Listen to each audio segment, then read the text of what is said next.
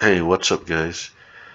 We are gonna do a reaction to upcoming games for 2026. This channel is called Game Bar. Go over there and give them a like and subscribe to their channel. And don't forget to subscribe to my channel as well and show me some love so you can help me do this full time. I'd love to bring more videos to you guys. So without further ado, let's check out the video and I'll do some reactions as well. Share my thoughts. Scene has been pretty quiet, and over the last couple of years, the genre has looked pretty weak compared to previous generations. In 2026, the picture is finally changing. And in this video, we'll go through the top new releases to look out for and break down the biggest updates in the world of fighting games. What's up, guys? It's Braz, and here we go.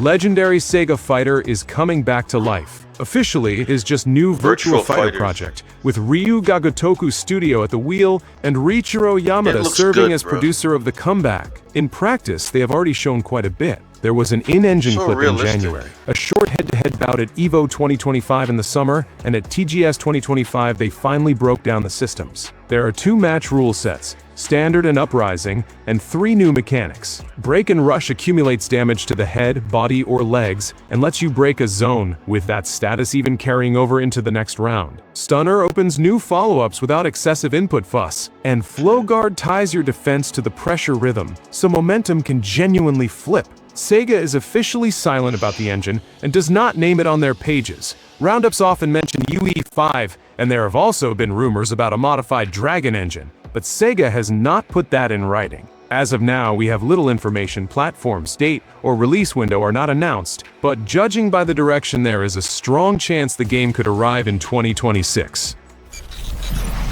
I think it will. Invincible VS goes into adapting the comic with no breaks at all. The official description calls it a 3v3 team fighter, where the entire arena works as a weapon. Characters throw each other through trains, skyscrapers, and planes, and blood and torn limbs are built into regular gameplay instead of being hidden away in rare cutscenes. The roster is built around the key faces of the show: Mark, Omni-Man, Adam Eve, and other familiar characters, plus villains who were responsible for the roughest episodes in the series. The combat system revolves around instant tags and assists, 3 characters on a team, sharp switches during combos, and the ability to squeeze extra damage out of how you use the environment. The Steam page already lists offline and online modes, ranked matches, and the developers have now set April 30th, 2026 as the release date. They also put special emphasis on keeping the trademark brutality. The trailers already show hits that smear characters across the asphalt and camera work that does not look away during the nastiest moments. Mature rating and the developer's clear warning about graphic violence make it feel like a project made specifically for Invincible's audience, not a neat, smoothed-out adaptation aimed at the widest possible crowd.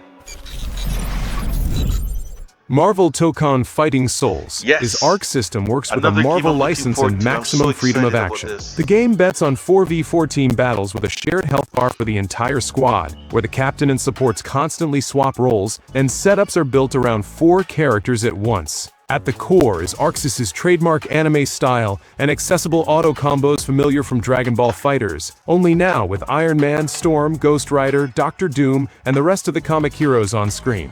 The project has already gone through closed beta twice, first in September, then in early December 2025. After the first beta players complained about the strange time-windowed session schedule, the second test ran as a continuous 72-hour window and let people calmly learn all 8 available fighters. Reports from the floor say the system has become noticeably tighter, damage has been recalculated, and the windows for counterattacks feel fairer, although some participants complain about occasional dropped inputs. At an EVO panel, the developers directly stated that they plan to support the game for at least 10 years. For a fighting game, even of this scale, that is a serious statement. Alongside launch, they are shipping the first official Sony Flex Strike fight stick, tuned for Tokon and releasing in 2026. Avatar: Legends the Fighting Game is a pure 1v1 anime-style arcade brawler with fully hand-drawn 2D animation that closely follows the look of the original cartoon. The developers at Gameplay Group centered everything around their own flow system. Almost any action can be cancelled into a special flow state and continued into a combo if you manage the resource correctly. So under the simple controls, there is a deep skeleton for players who like to grind out setups. From the very announcement, the game has been pitched with proprietary rollback netcode and full crossplay, with release planned for summer 2026. The first closed alpha already took place from December 5 to 7 as a limited test for North and South America and offered 4 playable characters. Press previews after the alpha highlight a fast movement-heavy fighter with a surprisingly deep flow-based system, and note that online matches were running very smoothly for an early build. On Reddit and in FGC discussions, people keep praising the mechanical depth and the strength of the rollback netcode, calling out how crazy the movement options already look even with just these 4 characters. At the same time, early criticism points to fairly plain idle animations and a need for a few more reliable anti-air options outside of Korra's uppercut, so there is still room for polish. The team has also confirmed that a second global closed alpha test is planned. 2XKO is the same former Project L that Riot showed piece by piece at events for years, and is now turning into a full-fledged entry point into the fighting game scene. It is a 2v2 tag fighter in the League of Legends universe, where any champion can act both as a point character and as an assist, and the whole system is built around fast swaps, delayed partner calls, and shared resources for the team. The model is declared as free-to-play with cosmetics and battle passes, no paid characters, and full crossplay between PC, PlayStation 5, and Xbox Series. Riot has been taking early builds to big tournaments and closed tests for several years, tweaking the mechanics based on community feedback. Full release on consoles is planned for January 2026. While the PC version is already running in early access through Riot's own launcher, they also highlight the duo mode, where 2 players control one team from one side of the screen, and very aggressively promoted rollback netcode. At the same time, Riot is tying 2XKO into its existing tournament infrastructure around League and Valorant, so the game is entering the genre with a ready-made competitive ecosystem from day one. Axe of Blood formally lands in the list of new fighting games, but in reality, it is a single-player cinematic beat-em-up with a focus on brutal hand-to-hand brawls and weapons. In its Steam description, the game is pitched as a revenge story, where the camera constantly jumps between close-ups and a wider view of the arena, and almost every string of attacks ends with a deliberately harsh finisher. The main focus here is how the combat feels. The developers show slowed-down hits, thick impact sounds, and animations that try to sell the weight of the weapons, not just the speed of entering combos. In the demo that is already available on Steam, players note that the controls take some getting used to, but under that you can feel a foundation closer to Sifu or modern God of War than to classic 1v1 arcade fighters. Release is planned for summer 2026 on PC. And for the genre, this is a rare example of an indie project that is built from the start as a cinematic action game. Lots of staged camera angles, dark environments, and a clear focus on the spectacle of violence. My Hero Academia All's Justice approaches the anime fighter theme from the other side. It is a 3v3 arena fighter tied to the final story arc of the manga. Bandai Namco has set the release for February 6, 2026, and in official materials directly says that the game covers the final war and brings several generations of heroes and villains together in one project. The system is built around 3 characters in a team with assists and joint super moves. The arenas are large, with destructible elements and noticeable verticality, and the visuals keep the familiar CL-shaded look of previous MHA games, only with more aggressive post-processing and effects on the level of the late seasons of the anime. Unlike older licensed titles, here they lean hard into story presentation. Cutscenes are tied to key episodes of the final act, not just to fan service matchups. The promo also mentions a reworked online component and updated combat logic for characters who change their abilities or forms in the final arc. Bandai Namco is positioning All's Justice as a kind of finale for the line of My Hero Academia fighters, rather than a routine spin-off release to support another anime season. For Mortal Kombat 1, the year 2026 is already about closing the cycle, not new faces. In May 2025, the Definitive Edition came out, which included the base game, the Chaos Reigns story expansion, both combat packs, and a set of cosmetics. In March of the same year, they added the T-1000 with Robert Patrick's likeness, and along with him the cameo fighter Madame Bo, who previously existed only as a story character. Soon after that, WB and NetherRealm made it official that Mortal Kombat 1 will not receive any more DLC characters or story chapters, only balance patches and technical fixes while the team focuses on its next project. In that context, most of the speculation about what comes next points to Injustice 3. Ed Boon has repeated in interviews that the studio loves the Injustice games and that he would be surprised if they never went back to the series. The studio also has a long history of alternating Mortal Kombat and Injustice entries every few years, starting with MK9 and the first Injustice and continuing all the way up to MK1 in 2023. In 2025, several reports and data means around multiverses talked about NetherRealm's next big project being a DC fighter and mentioned Injustice 3 by name, though WB itself has not announced anything publicly. Looking at that rhythm of releases, getting Injustice 3 already in 2026 would be a very tight turnaround. It would need a reveal and full marketing campaign to start almost immediately. With Mortal Kombat 1 having launched in 2023 and NetherRealm's recent console projects tending to land roughly 4 years apart, a 2027 window for the next big game lines up more cleanly with how the studio has been working lately.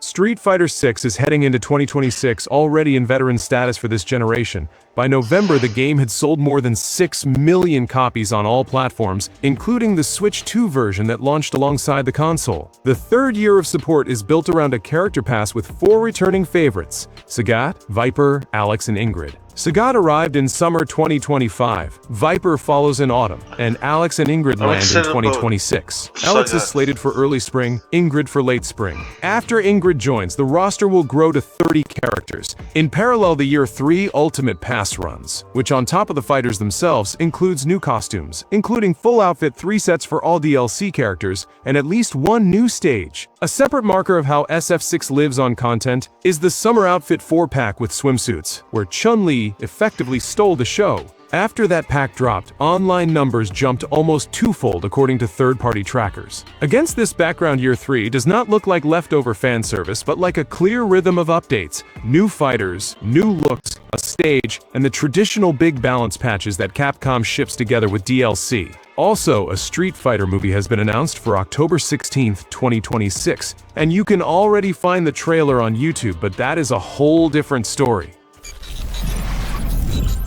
Here it is, the 2025 Best Fighting Game at the Game Awards, Fatal Fury City of the Wolves. It launched in April 2025, and 2026 is looking just as busy for it. First, SNK closes out the first DLC season. Mr. Big, the classic boss from Art of Fighting, joins the roster on December 9, 2025, as the final character of Season Pass 1. He returns with his trademark batons tuned to the new Rev system and a noticeably older look with a gray beard, which early previews point out specifically. On top of that, SNK is betting hard on esports. At SNK World Championship 2025, the final City of the Wolves tournament had a prize pool of $2.5 million, and champion Lagia walked away with $1.5 million. At that event, they also announced SNK World Championship 2026 with a total prize pool of $4.1 million across 4 titles, and City of the Wolves is again on that list. And to cap it off, they announced the second season of content.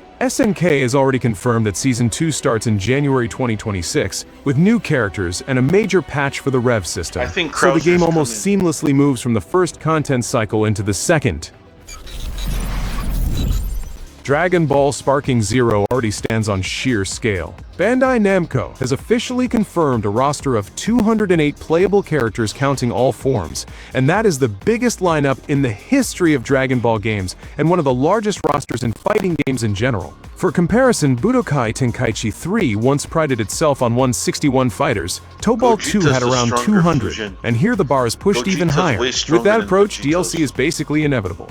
And Bandai has already said that the next wave of add-ons will be fully revealed in January 2026. The first pack has already brought in characters from recent arcs and spin-offs, so it is natural to expect that the next ones will plug holes in the roster and pull in those who did not make it into the base game in time. In essence, Sparking Zero is a direct Tenkaichi successor, free movement around the arenas, aerial battles, and a constant rain of beams and explosions. The devs clearly expect that thanks to the number of characters, the game will work as a kind of interactive Dragon Ball encyclopedia where old forms and the newest transformations live side by side. For 2026, it is one of the key releases for players who love huge rosters and are ready to spend weeks breaking down matchups. Guilty Gear Strive came out back in 2021, but Arc System Works clearly is not planning to let it go. At Arcrivo and other events, the studio announced a major version 2 update as the next stage of the game's life, with release in 2026. In the announcement, they directly call it a new phase and promise to change fundamental elements of the system, not just tweak numbers in the balance. The plan includes a new season of characters, reworked mechanics for the existing roster, and additional system tools, similar to how they previously introduced new options in Strive through Roman cancel changes. The game already gets regular patches and new fighters through season passes, but 2 is presented as the point where Strive moves into a second phase, with a refreshed metagame and an extended support horizon. For the scene, this means a new cycle of rethinking. Strive sits firmly in EVO lineups and other major tournaments, and the move to version 2 in 2026 will be the moment when old setups and tier lists become outdated, and some characters gain new tools. Hit like and drop a comment about what you're playing right now and which releases or updates from this video you're actually waiting for. There are more videos about 2026 releases on the channel, so check those out as well. We're gonna stop it. Well, that was a good video. I hope you enjoyed it as much as I did. And yeah, this is a dope channel. Go over there, show them some love. Like and comment and subscribe to that channel, and don't forget to subscribe to my channel and come back here, why don't you, and let's have fun together with these videos. Yeah, and I do play games myself. I stream earlier today. I might stream again today and do some more Marvel Rivals, playing as Scarlet Witch right now. But peace, have a good day.